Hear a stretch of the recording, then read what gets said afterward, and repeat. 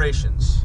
Actually, I have the Pacific magazine, and I have the Galilean Sea magazine, and I have the I have the Salton Sea magazine, but I've not seen the Atlantic one. Is there, what's going on? Reparations? Ta-Nehisi Coates, who's an African-American writer for the Atlantic, has written a cover story, The Case for Reparations.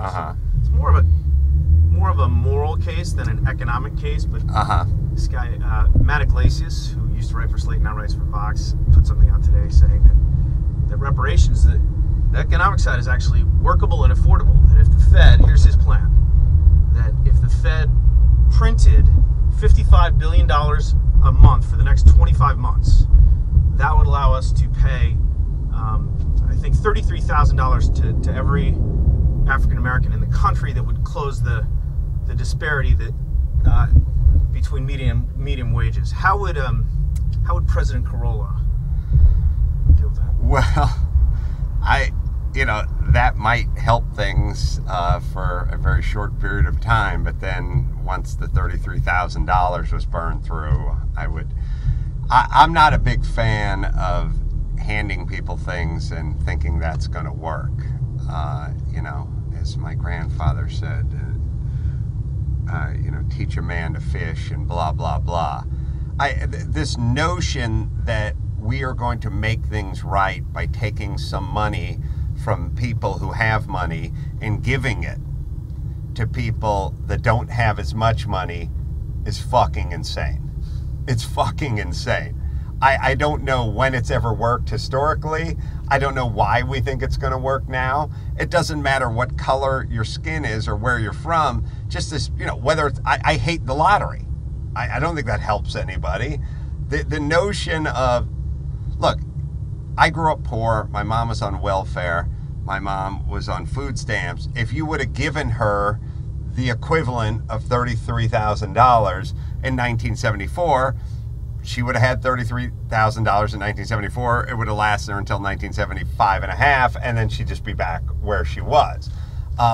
If you want to talk about focusing on education, focusing on family, and focusing on things that can actually help people, whatever your skin color is, who are in a position that's disadvantaged, I'm all for it. I'm all for spending money for that. Just handing people, gift certificates to Chili's is not going to fucking help a goddamn thing. I would be all for reparations if somebody said, we're going to give every African American in the United States $33,000 and poof, all the problems in the African American community will go away. Right. It would not go away.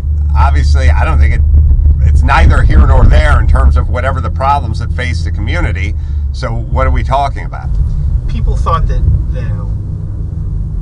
electing the first African-American president would really be good for the country and be very unifying, and it seems like race relations now are worse than they've been in a long time. Of course they're worse than they've been in a long time. I was just thinking about it. Like, race relations when, Clinton was in office 20 years ago were much better, right? Why?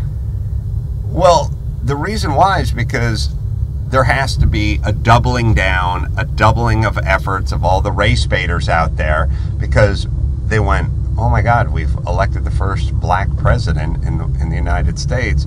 Maybe race and maybe the racist nation that we've been banging this drum about what a racist nation we live in. Well, maybe we're not as racist as we thought we were, or we had been saying we were. We really need to focus our efforts and double down now in order to keep this thing alive. Obviously, forget about our nation. What if you just said Greece was an insanely racist nation? And you went, but Greece has a black president. Well, wouldn't you be going like, well, what the fuck? How racist can they be? They elected the population of Greece, elected whatever the race is, they elected that race. How racist would you think they were? And I know everyone's like, oh, well, you're naive because you have white privilege and such nonsense. I grew up poor, went to a crappy high school, got a warehouse, cleaned up garbage on a construction site. I didn't have any white privilege. The point is this: I feel, from a sociological physiological standpoint, the psychological standpoint, that the powers that be have doubled down their efforts to keep this race-baiting flame burning over the last 6 years, precisely because of this. And the reason it feels like there's more of it than there was before Obama got in the office is because there is more of it, because they can't let it go, and they need to work harder at it.